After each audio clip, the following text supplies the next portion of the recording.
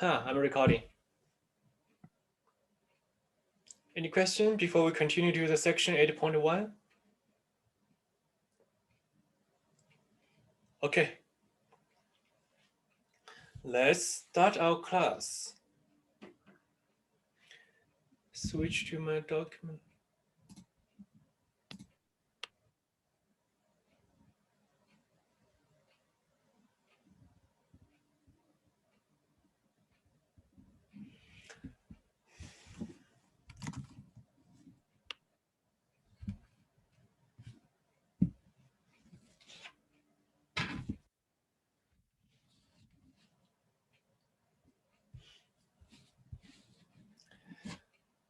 The 7.1, 8.1 is about inverse trigonometry functions. What does that mean? So it means when you learn a sine, you're mapping from x, which is typically angle, to a value, okay, by this sign. However, when you're doing the inverse, this time I told you the value. I wanted to ask you, what is the angle corresponding to it? So you map back, okay? This is the inverse mapping. Map back from value to the angle.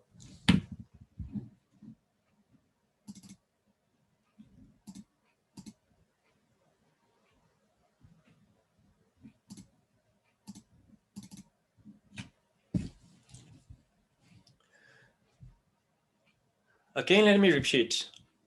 If you have a sine function, you're mapping from an angle to a value. For an inverse function, you are mapping back from a value to the angle corresponding to it. Just go the reverse way, okay? Let me give you a more concrete example. Let's say if you have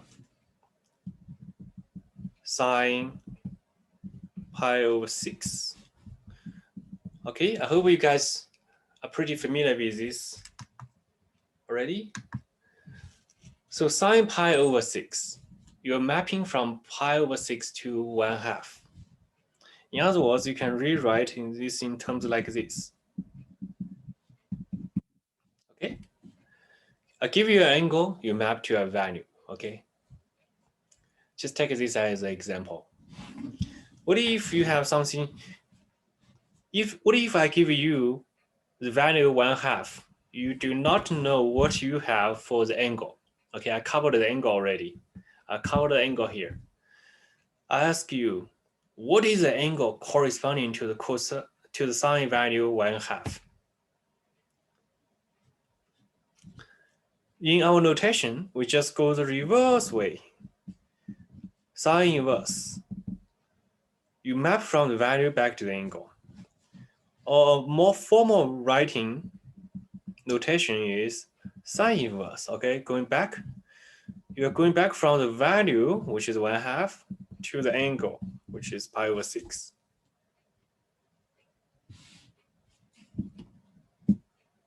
That's it. Professor, I have a question. Yes, please. So let's say that we get, instead of it saying like sine or anything like that, if the only value that you get is 1/2, could you technically do this, or let's say square root of 2 over 2, right? Could you do either the sine or the cosine, or is it always going to be like sine of blank is equal to 1 over 2 or something like that? You can do, I'm sorry, can you repeat your question again in a more simple way or more simplified way? So if it just said, you're given the value of square root of 2 over 2, could you Okay, either do the sine inverse or could you do you could do the cosine inverse too though, right? Because it's the same yeah, point. you can do the both. Okay, yeah, that's just what I was asking. I wanted to see if they were Okay. interchangeable that way too. Thank you for asking. To write down what you have told me, that if you wanted to know what kind of value map to the square root of 2 over 2, obviously, some of you may know this is pi over 4. But if you write in our algebraic language, it is sine inverse. You're mapping back to this angle which is equal to pi over 4. You can also do the same thing, cosine square root of 2 over 2. Again, cosine square root of 2 over 2, still pi over 4. You still map to the same angle, okay? Perfect. Thank you. Thank you, Professor. Okay, let's continue. Right now, I'm giving you the ideas of this class, okay? Then what we will do is kind of routine. But we want to map back, okay, so that this inverse function is actually a function, okay? Notice that a function, when you have a value, you map to the other value, right? When you have value, you cannot map two values, okay? You cannot map one value to two values. That will be wrong.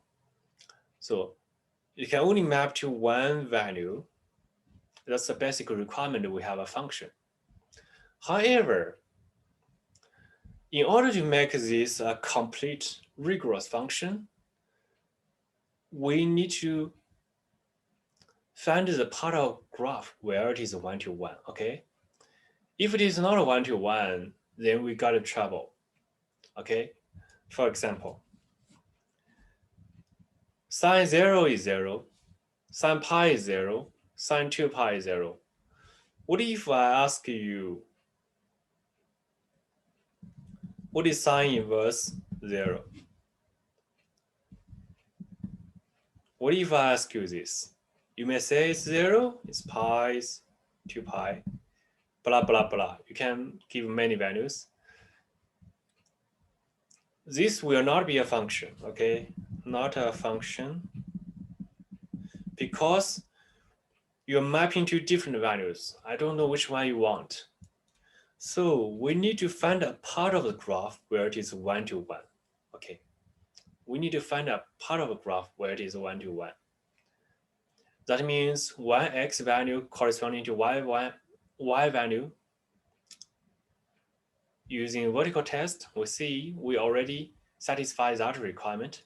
However, one y value also corresponding to only one x value. Using the vertical test in this way, if you treat the y-axis as a new axis, you see there are so many overlap here. So we need to find a segment, a part of the graph, which it is 1-to-1. Okay, you can find many parts. In our textbook, there is a standard part which has been chosen already. The standard part is from here to here. This is a standard part from x equal to negative pi over 2 to positive pi over 2. That's the standard part.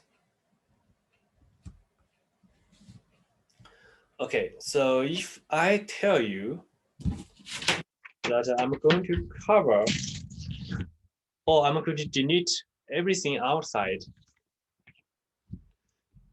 this segment, what do you see? I'm trying to cover it.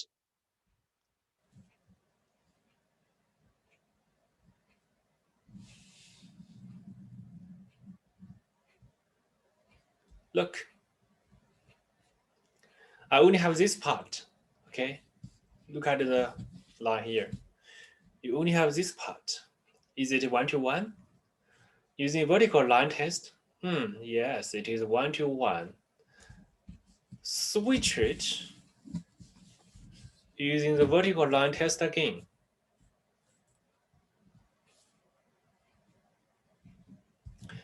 Look, is it 1-to-1? Yes, it is 1-to-1 again.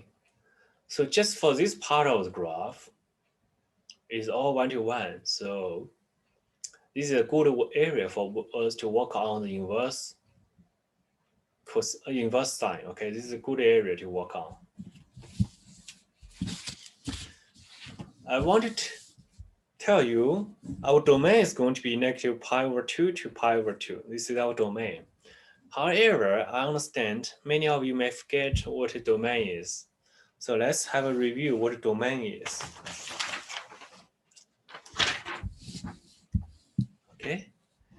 you have an area where you can take x values.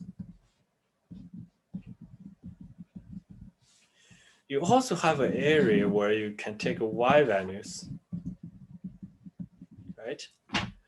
A function maps the x values to the y value. Any function, sine, cosine, inverse sine, okay? Where x can take values is called domain.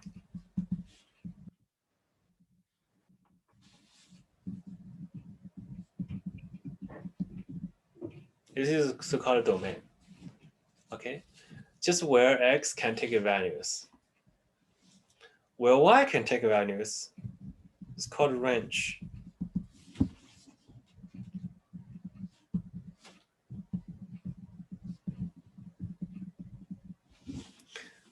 Okay.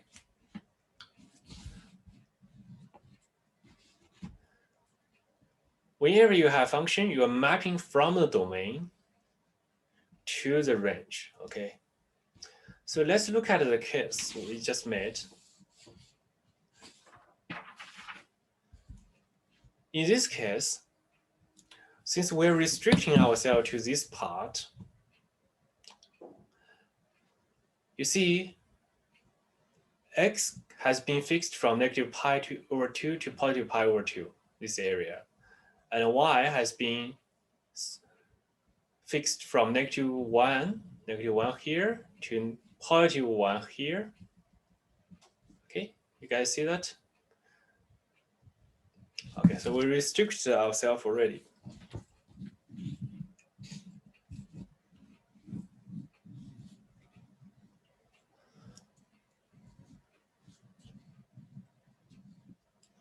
This is what the lecture notes said here. Restricts the domain so that is 1 to 1. We use a following restricted domain, which is from here to here. Rather in the interval form is pi over 2, negative pi over 2 to positive pi over 2. Notice the range is negative 1 to 1, okay? From here to here, negative 1 to 1. Then, how we find the graph of the inverse is actually quite easy. Just rethink about this picture I made. Sine mapped from x to y, inverse sine from y to x. It is mapping from these values to those values. How do we do that? I tell you an easy trick. And I actually performed this easy trick already. So previously, this was your x, where you can take x values, this is your y values, okay? However, now you are mapping from the y values back to the x values. In other words, you are just switching x and y coordinates. This is a trick. Okay? Now you are mapping from negative 1 to 1, those values, back to the x values, okay? If you do such a switch, this will become your original y-axis going to become your your x-axis. Your y-axis going to, your original x-axis going to be your y-axis. You're mapping from those values to those values. Okay? For example, mapping from negative 1 to negative pi over 2. Okay? So anyone has any question about this trick? Any question is welcome.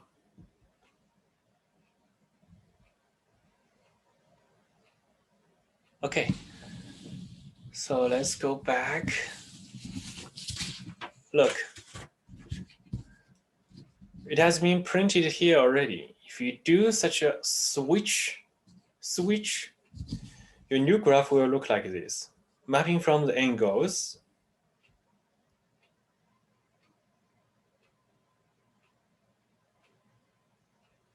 Mapping from the values. I think here is kind of a mistake.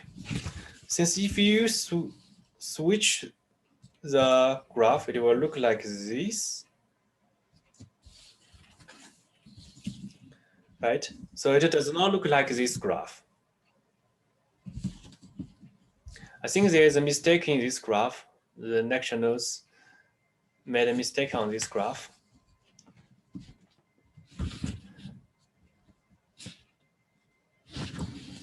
And let's continue.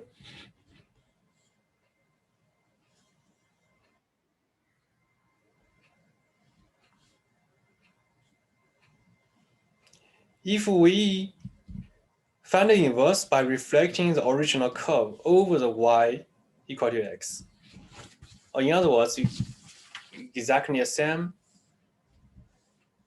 performance when you switch the x and y coordinate, what do you get?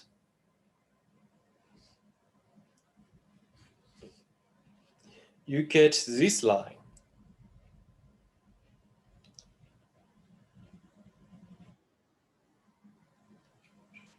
Okay, so this is a original line.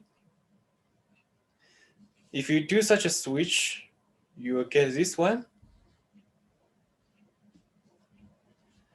And I can tell you the x coordinate for this point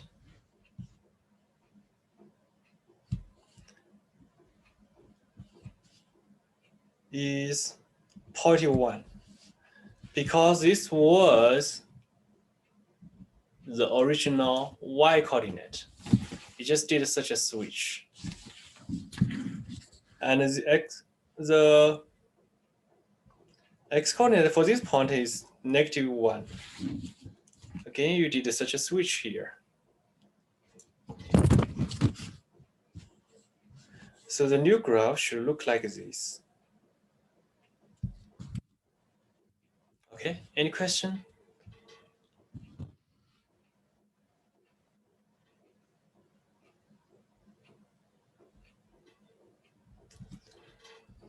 Okay, so I showed you how we did the switch, and it eventually looks like this. So let's look at it on Desmos, how it looks like on Desmos, to verify what we just did on paper.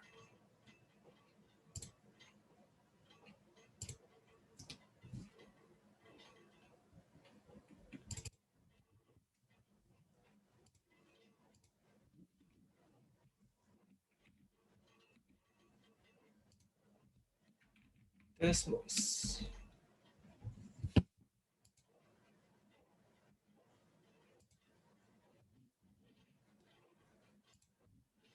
Originally, you have y equal to sine x, right? Now you have a new function y equal to sine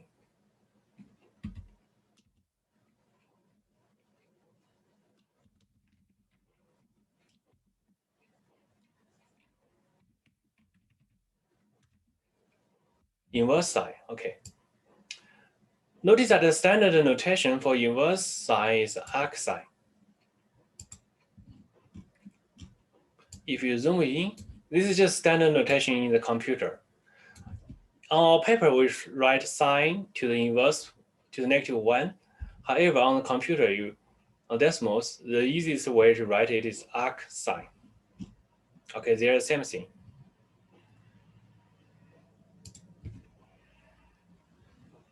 And look at the graph we just get. Or this is the original line, this red one. If you do such a switch, you get this new blue line. Okay, and it starts from -1 to 0.1. Those are the original y values. Since you are switching, you switch them to the x coordinate already. And from, I believe this point is pi/2. Let's see, let's click on it. Look, the y coordinate for this point is pi/2. Then you go to the -pi/2. look, negative pi over 2, okay? So this was your original x values. Now you're going back.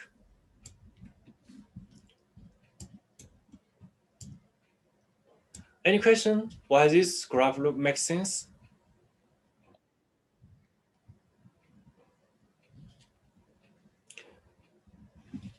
Okay, if nobody has any question, let's just continue.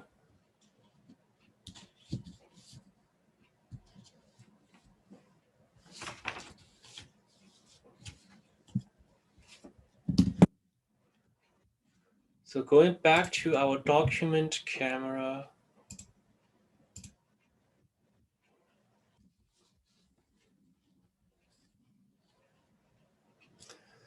After we do such a switch, we get such a graph, right? The domain is where the x taking values. Notice that we switch x, y already. So takes from the original y values. Original y values travel from -1 to 1. So the domain is -1 to 1.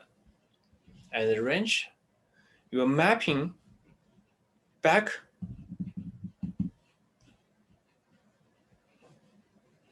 from the value to the angle. The angle only takes value from -pi/2 to pi/2. We restricted to that area already, okay? The value only takes from -1 to 1. So you are mapping back, okay? So this will be the new graph. Any question about the domain range and why it is a function?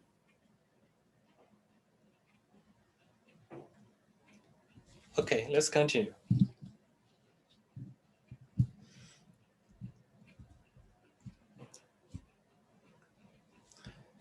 For the function y equal to inverse sine x, x is a value or a number on the interval -1 to 1. Y is the angle in radians, okay? Notice that we write everything in radians right now. Do not write in the degree, which is on the interval -pi/2 to pi/2. If it is in degree, it will be -90 degree, 90 degree.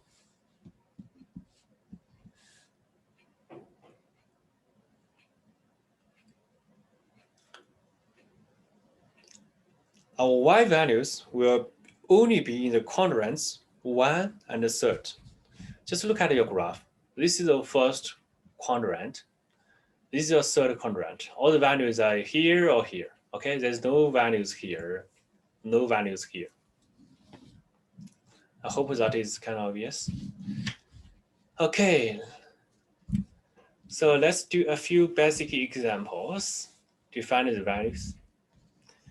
Inverse -1/2. To translate this question is asking you what kind of angle map to 1/2. So you want to go inverse back, right? Inverse sine back. So you have to figure an angle which satisfies such a relationship. Can anyone tell me what's the value here? That would be pi/6. Very good. So you get it. So in other words, we can just rewrite everything in terms of standard notation. You're mapping this back to pi/6, or positive pi/6. That's it. Okay, any question on this one?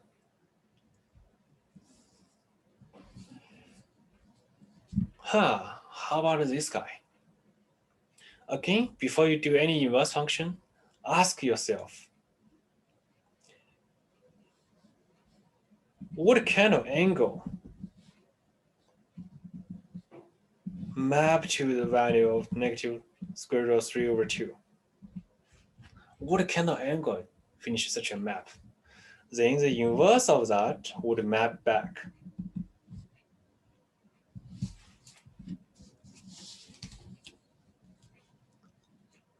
Let's look at this one. I know this looks confusing.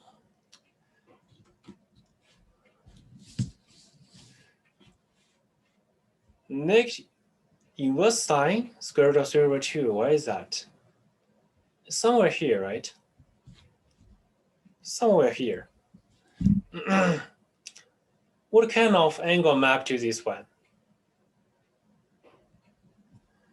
We don't know, but we can find a reference.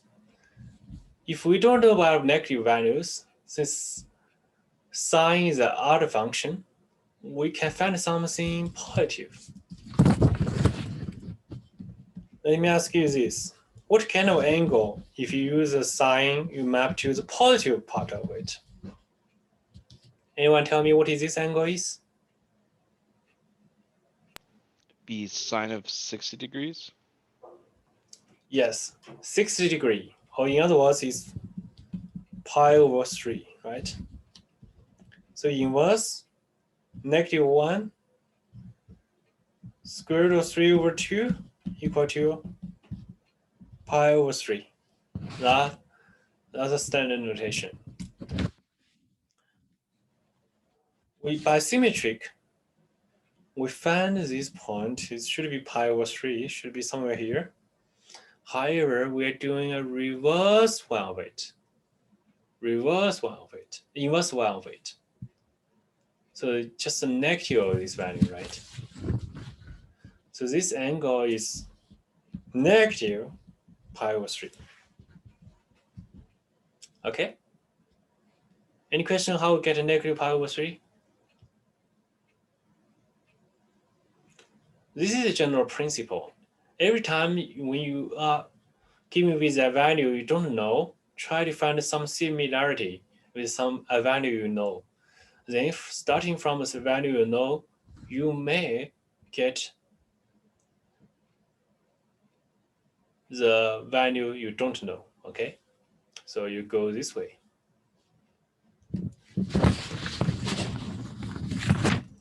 Write it more serious. It's inverse sine negative square root of 3 over 2 equal to inverse pi over 3, negative pi over 3. That's it. Anyone has any question?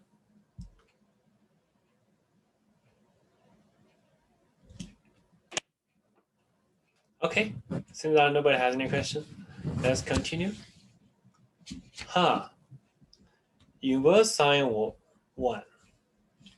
Let me ask you this question. What angle map by sine to the 1? Then inverse sine map back to it. Can anyone tell me what is the angle?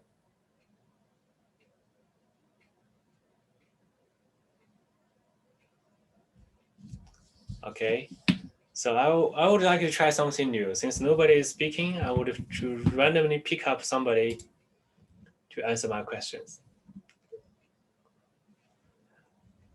Okay, get ready. I'm asking you a question. Hi, Chloe. Hello. Cool.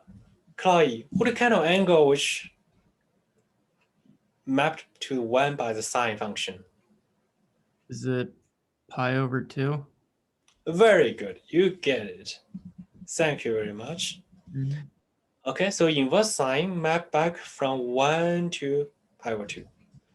Or in our series notation, you map this 1 back to pi over 2. Okay. So you are done with the first 3 of them already. So let's look at the last one.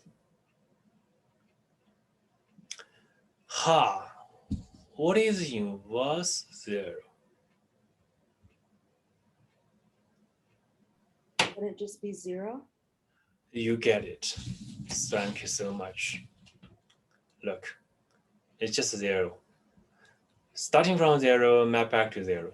You just read this graph, get the answer immediately. Because this is just algebra, okay? You map from 0 to 0, then inverse sine must map 0 back to 0. So inverse just 0. That's it, okay?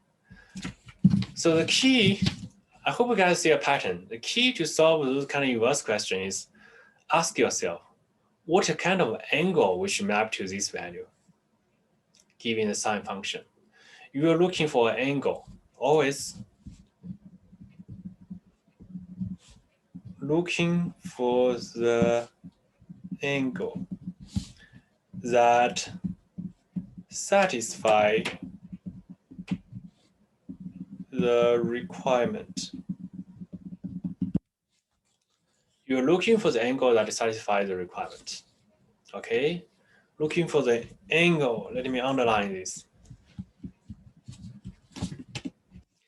Okay, let's continue.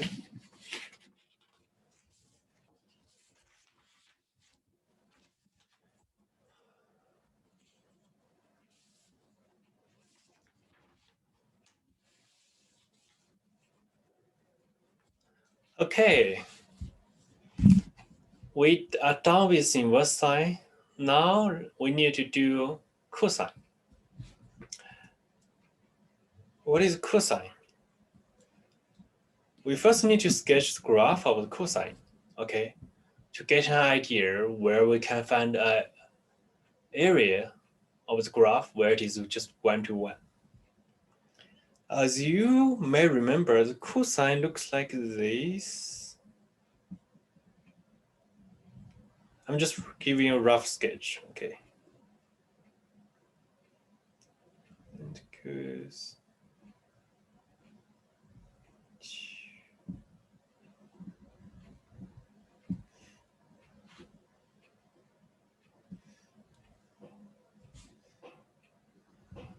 Goes back to here.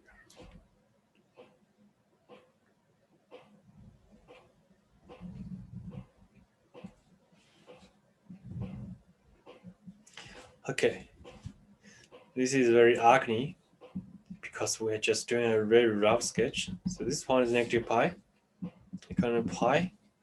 This is origin, this is y, this is a negative 1. Although this graph is ugly, but I think it catches the essential of cosine.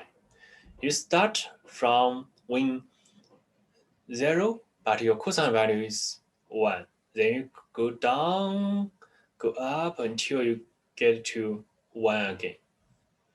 This finish one period of the cosine function.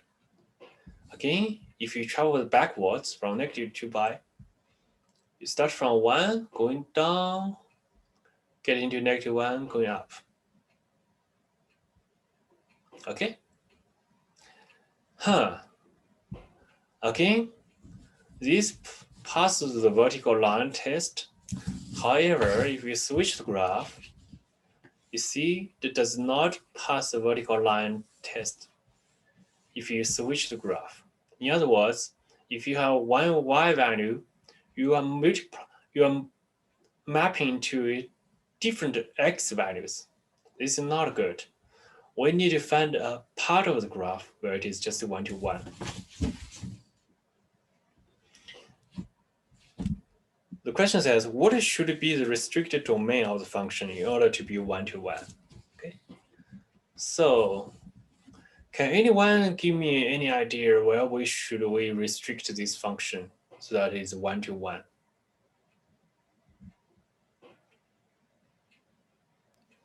It should be restricted from 0 to pi.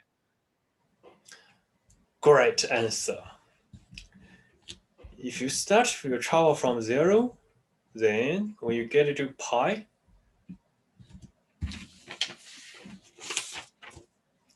let's cover the rest of the graph. Look, it becomes 1 to 1. Okay? If you do the vertical line test, it passes again. Good. We get a very good segment of it.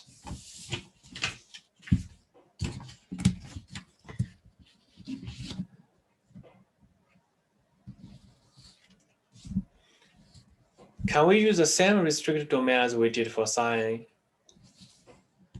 What do we did for sine? Sine negative pi over 2 to positive pi over 2. Is this 1 to 1? Obviously not.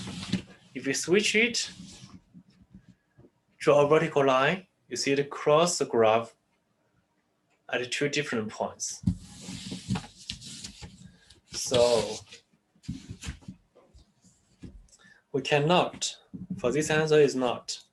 For the first answer, we write 0 to pi. Then we need to sketch the 1 to 1 graph. Y equal to cosine x. In other words, we are just resketching this part. Okay, just resketching the same thing as we did here. So, but this time we are giving with a much bigger graph. You have 0, pi. And you start from your 1 when x is pi over 2, get 0. When x is pi, you get negative 1.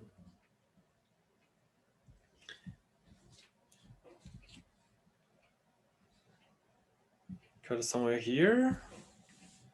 Let's get somewhere here.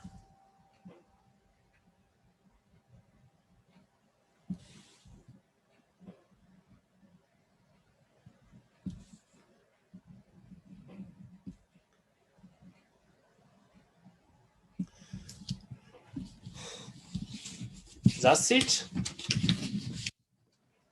Just so easy. Okay, domains where x can take values. Pay attention. We have not reached the point of talking inverse function yet. So we're still working on the original graph. We just draw it extendedly, okay? Draw it more extendedly. Extend this small segment to such a longer segment. We just extend it. Okay, it's still the same graph. So what is domain? Can you answer me what is the domain for here? Would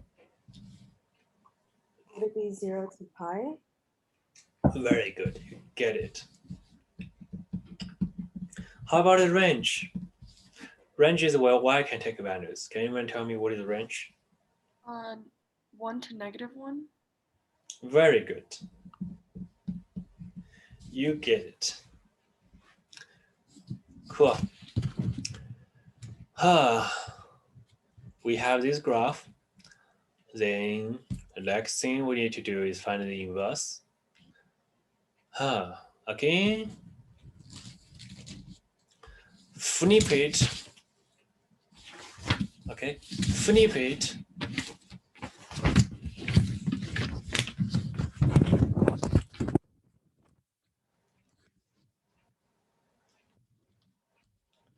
Okay, before we draw the graph,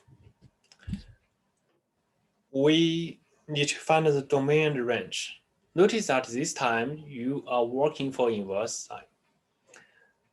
And I just showed you, we flip it. So the original domain turns out to be our range, and our original range turns out to be our domain. So after you do such a flip, look at the new graph you have. Can anyone tell me what is the domain?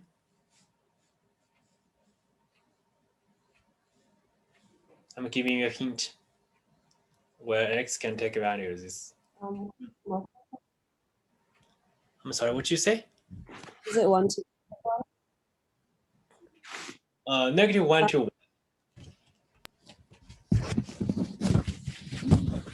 It is -1 to +1, okay? Because when you flip it, you see this is 1 and -1. This will become a new x coordinate. So this will be your domain.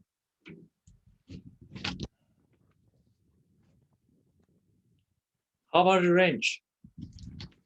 0 to pi? Very good. When you flip it, you see the range where y take value is 0 to pi.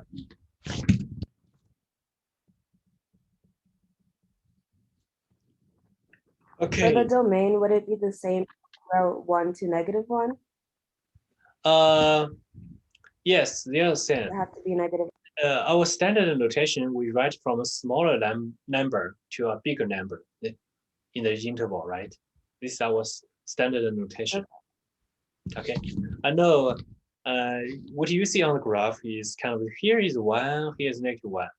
So I understand you naturally say 1 to 1. But in our interval, our standard notation is this one. Okay.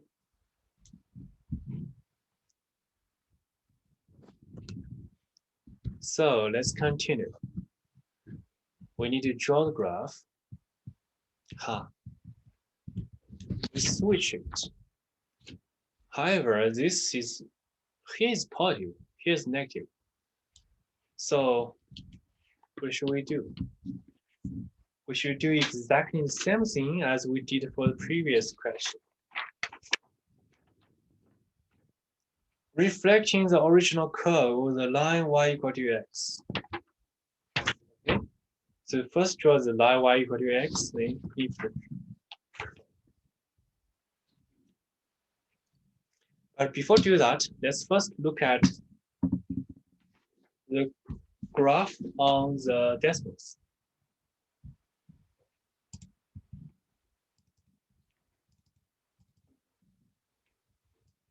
Okay, this time we have cosine x.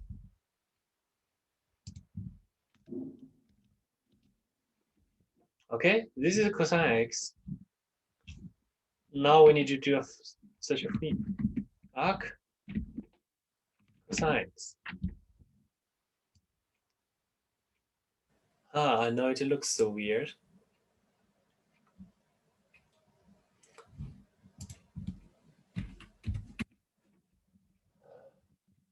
Okay, so just look at this red line from here to here.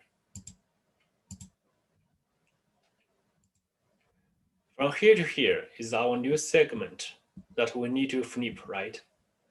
If you flip to the other side of the y equal to x, which is the green line, you get the blue line. Flip it, you get on this one.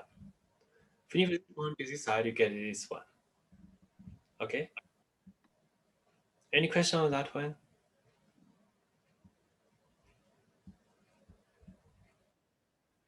Okay, so let's draw it on the paper.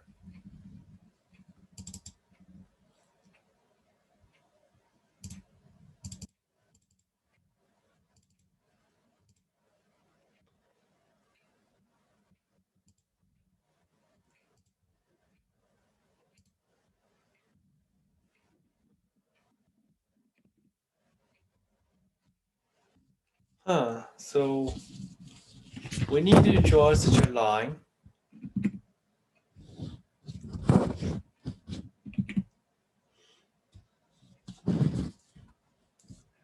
When on the x-axis was our original y-axis.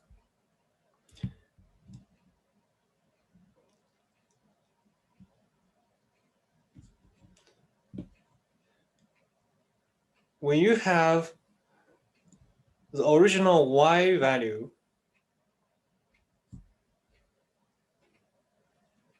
which is, let's say it should be 1 here.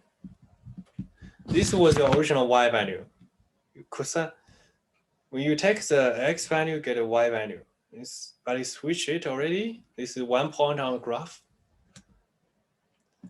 And you also need to get another point on the graph. So when cosine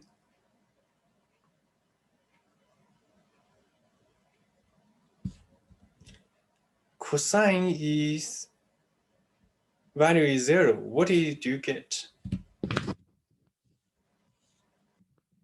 Cosine, what angle do you get cosine value which is 0?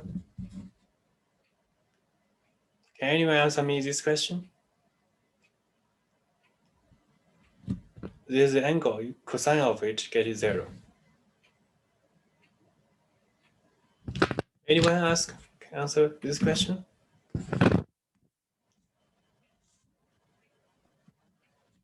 Pi over 2, right? Just look at this graph. Cosine pi over 2. Oh, that's right. Yeah. But now you are switching from this point from the x coordinate to the y coordinate. So it should be here. Okay.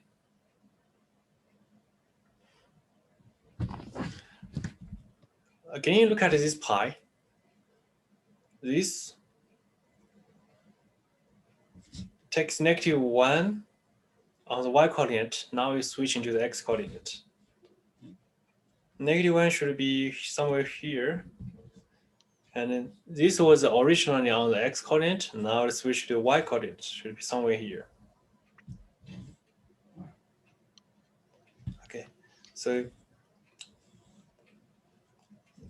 you have found 3 points. So if you do what we did, you will roughly get something like a curve like this one.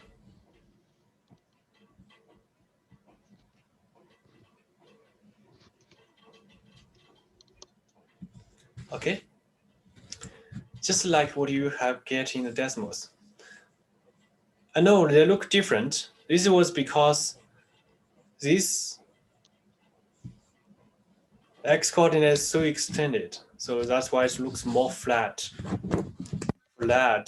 compared with what we see on the decimals. Let me show you on the decimals again.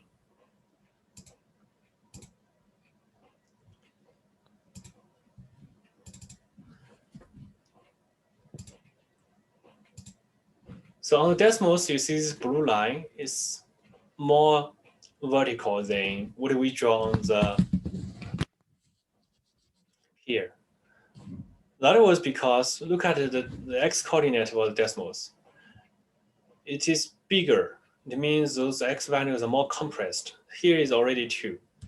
However, here we just have pi over 3. Pi over 3 is pi is a little bit over 3. So this is a little bit over 1. So we are more extended. That's why you look more flat. Okay, look at my hand.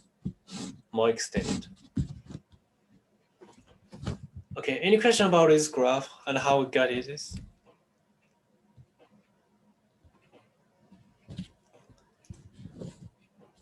Okay, so let's continue.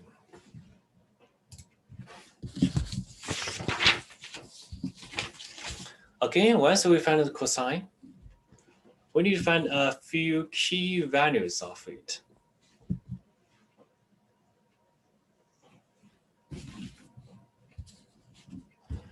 Let's find a few key values of it. What is the inverse cosine pi over 2, a square root of 2 over 2? Before answer this question, we should find out what is the angle which cosine maps this angle to square root of 2 over 2. Okay. Always ask yourself, what is the angle corresponding to this value? Then the inverse cosine just map back. What is the angle? Be pi over 4. Very good. Okay. So inverse cosine just map back.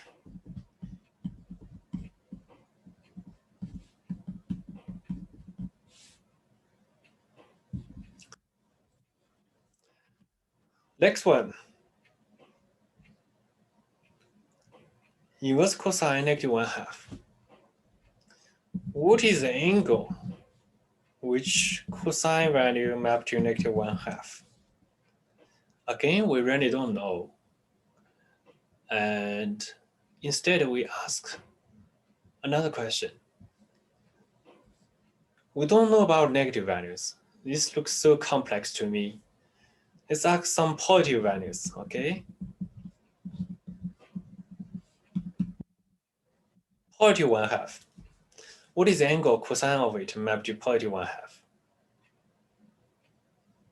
Pi over 3. Very good. It's pi over 3. But let's turn back to the graph.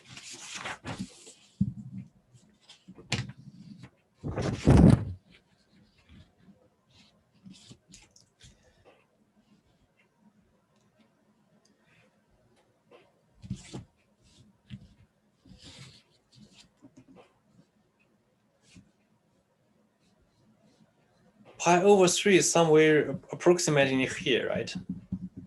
Just look at the cosine graph. Then cosine of it, you get 1/2. This, so in order to get a negative 1/2, you should go beyond the pi over 2 until you reach to this point.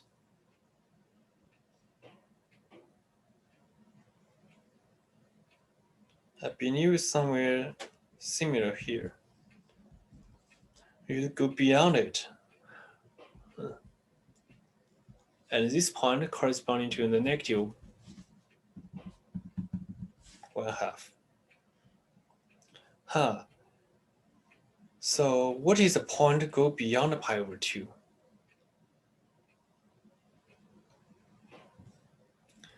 First of all, those 2 points, they are symmetric with pi over 2. And the distance between this point and this point is pi over 2 minus pi over 3, which is pi over 6. Right?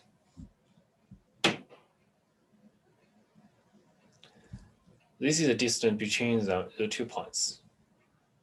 So those 2 points are symmetric.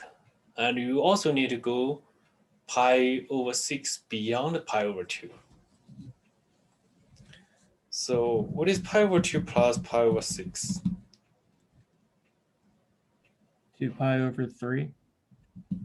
Very good. 2 pi over 3. So this is the point you are looking for. 2 pi over 3. And cosine of this guy, you got negative 1/2.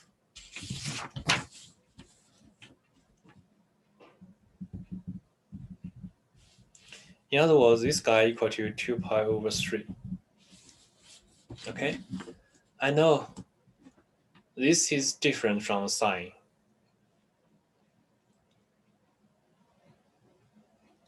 Okay, any question how we get 2 pi over 3?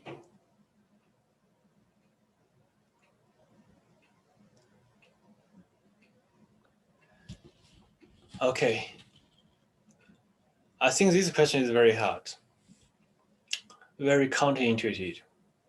Just let you aware, this is very counterintuitive. When you do the review, make sure you fully understand how we got this value. Let's look at question 3. What is the inverse cosine negative 1? Again, you look at this graph. This is a graph you have.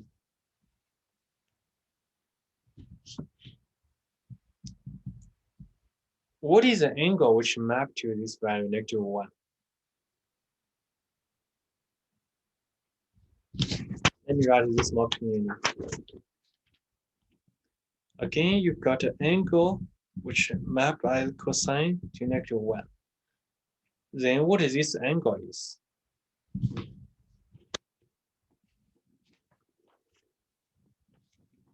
Look at the graph. Negative 1 is here. What is the angle of it?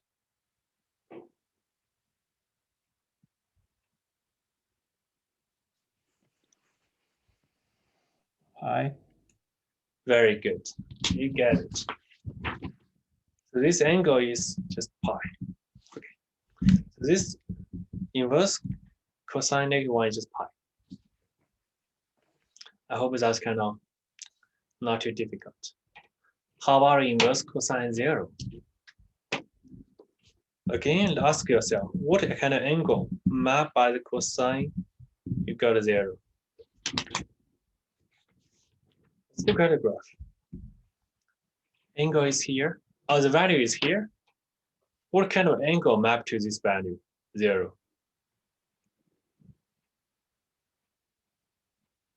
Pi over 2. Very good.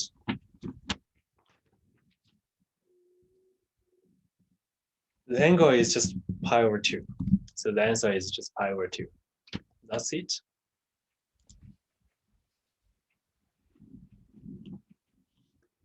Okay, any question before we continue? Okay, so let's continue. You solve cosine -1 to 2. I first tell you the answer is no.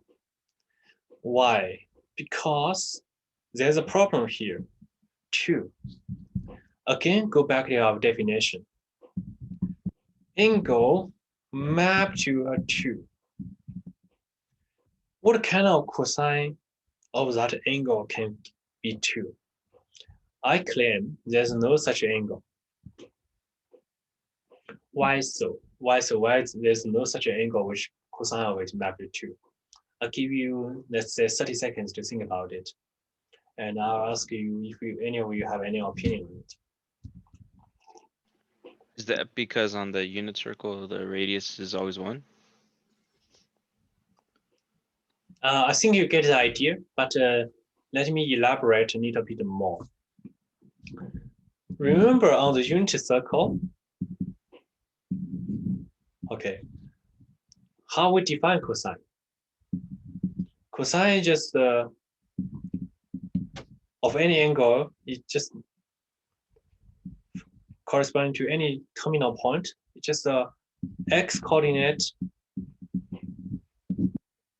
divided by the radius. Radius is 1 here always. So in other words, it just always cosine is the x coordinate. However, think about your unit circle. It comes from -1 to +1. So there's no such x coordinate on the unit circle which gives you 2. 2 is somewhere here. No point here give you the x coordinate. Okay. No such terminal point with x coordinate 2 on the unit circle. So there's no such an angle.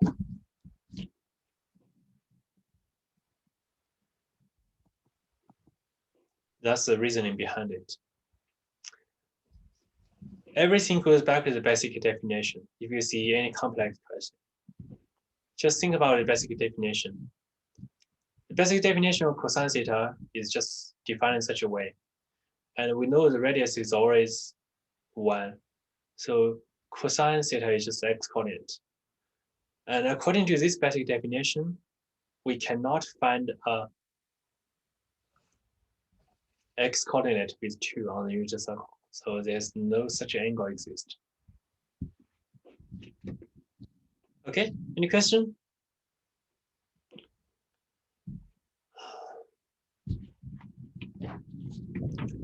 Okay.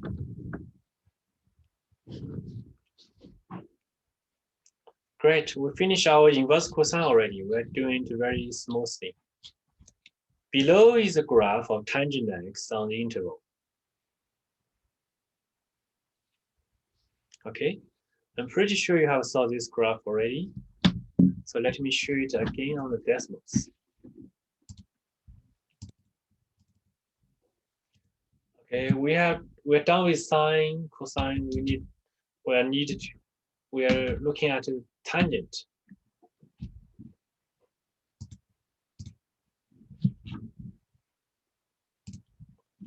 This is a tangent function. Look about the curve. Kearney curve, Kearney curve, Kearney curve.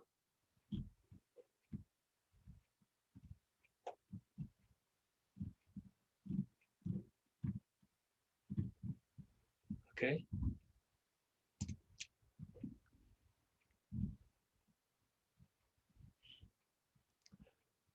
Again, if you try to use a vertical line test this way, yes, 1 to 1. However, if you use a vertical line test this way, you'll see it crosses the line with many different points.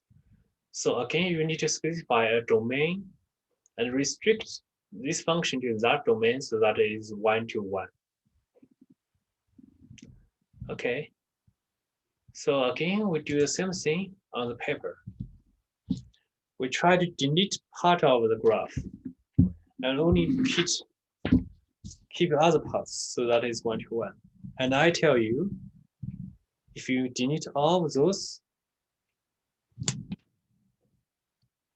parts, look, you get something 1 to 1.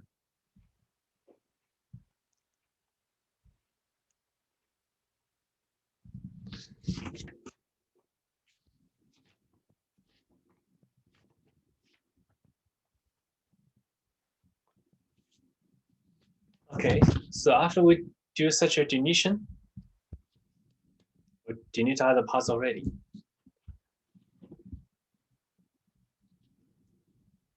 We need to repeatedly answer the same question. What is the domain? What is range? Remember, domain is where X can take value, range is where Y can take value. I give you 1 minute to think about it. What is the domain? What is range? Okay. I give you 1 minute to think about it. Try to write it down on your paper. Then I will discuss with you.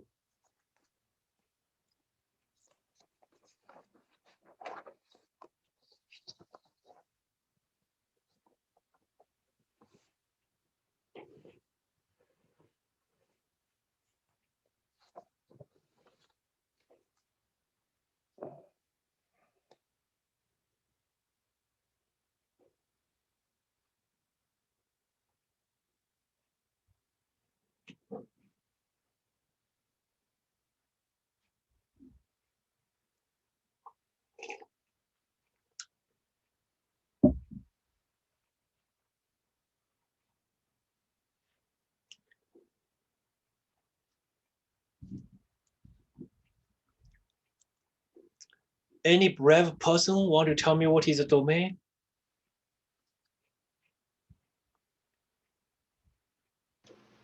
I mean, I don't know if there's a number since there's the vertical asymptotes there.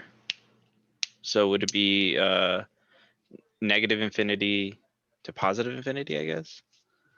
Okay, good guess.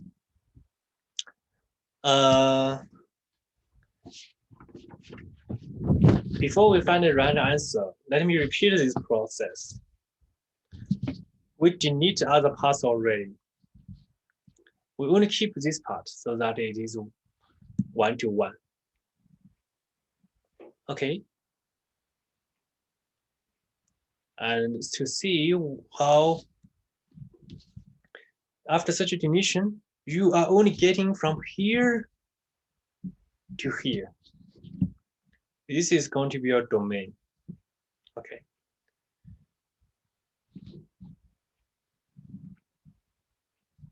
So what is this value? And what is this value?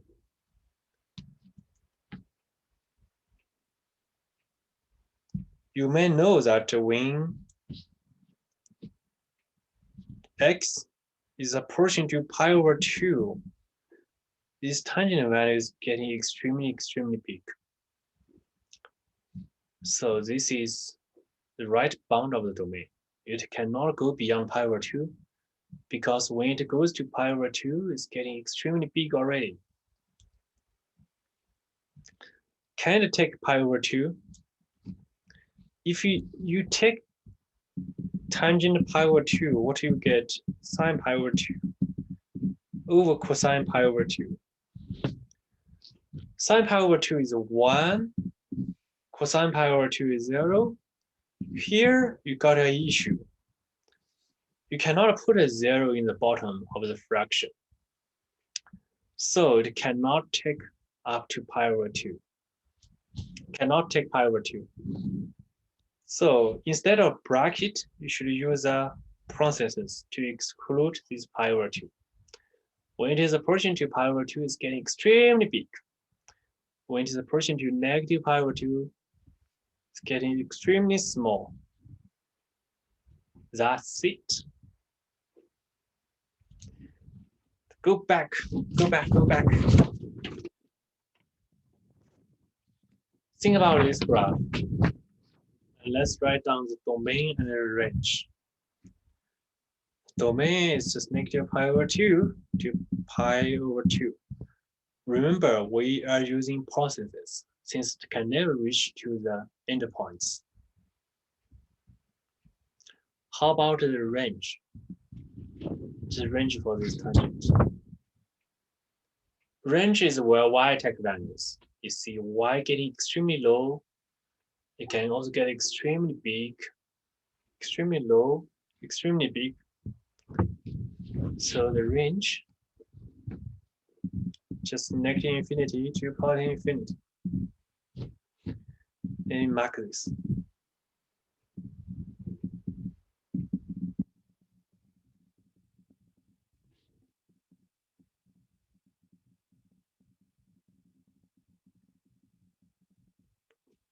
Okay, where x value is the domain, where y value is the range.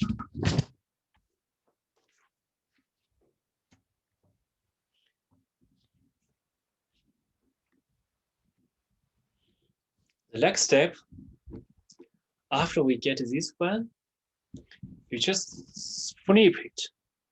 The domain becomes the range becomes the domain for the inverse function. Okay. Okay, let me ask you this. For the inverse function, can you tell me what's the domain?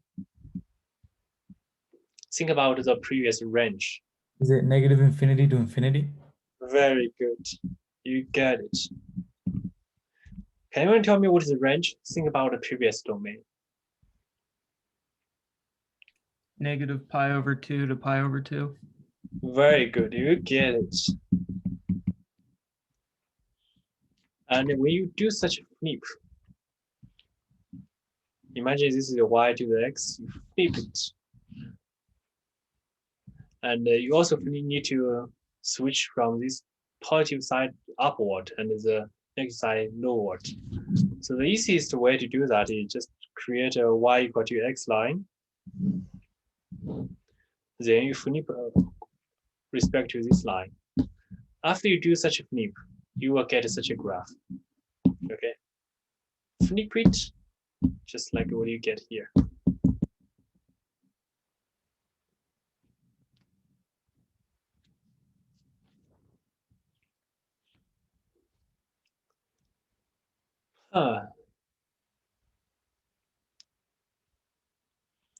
So to write down these blacks, for function y equal to inverse tangent x, x is a number on the interval, just where the domain is. Okay. Just where the expected values.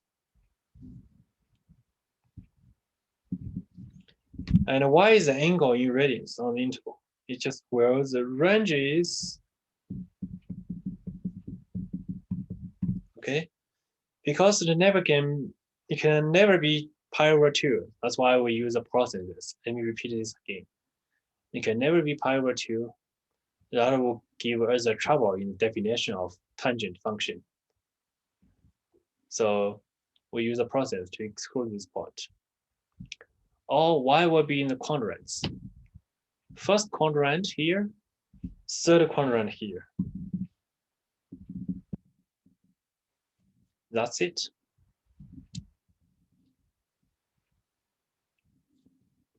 Any question?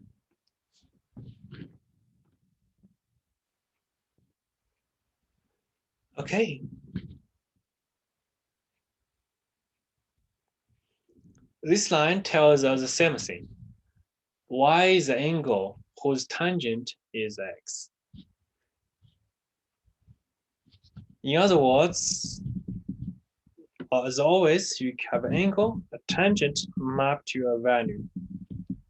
Inverse tangent just map back to the value to the angle. So you're always looking for an angle when you're doing inverse function calculation. Inverse square root of 3. What is inverse square root of 3? You have an angle, tangent, map it to square root of 3. Can anyone tell me what is the angle here? Pi over 3. Very good. It's pi over 3. This was because tangent pi over 3 equal to sine pi over 3 over cosine pi over 3, which is square root of 3 over 2 over 1 over 2, which give you square root of 3. Okay, so inverse of it just map back to the angle, which is pi over 3. Now we have the next question. What is the inverse -1? Think about the angle which map to -1.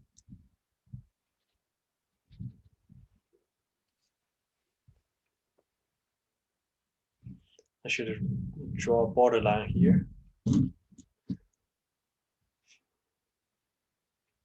I know you might be searching your brain and cannot find this value.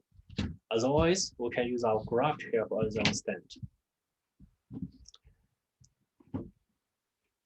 You might know that 1 is approximating somewhere here, and tangent pi over 4 is 1.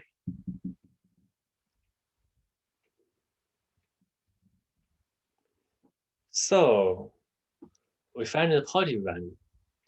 So what kind of tangent give us a negative value? Instead, you go back to the negative part, find the symmetric part. That's where you take -1. So here, the angle is pi over 4. Taking the symmetric point, when you find it on the graph, the inverse, -1, it should correspond to this angle. And what is this angle? It should be pi over 4. Negative pi over 4.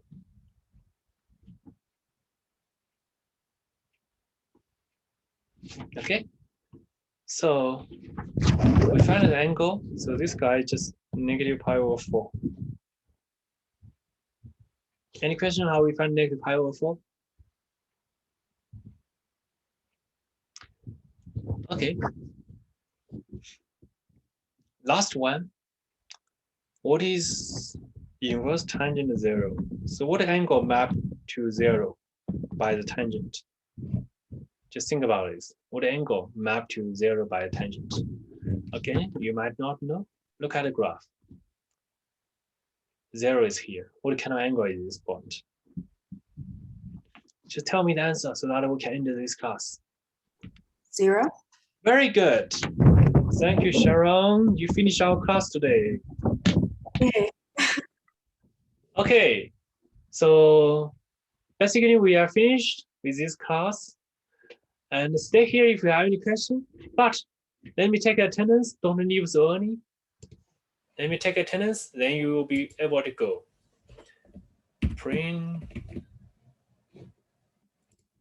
Let me take the attendance so that you will be able to go.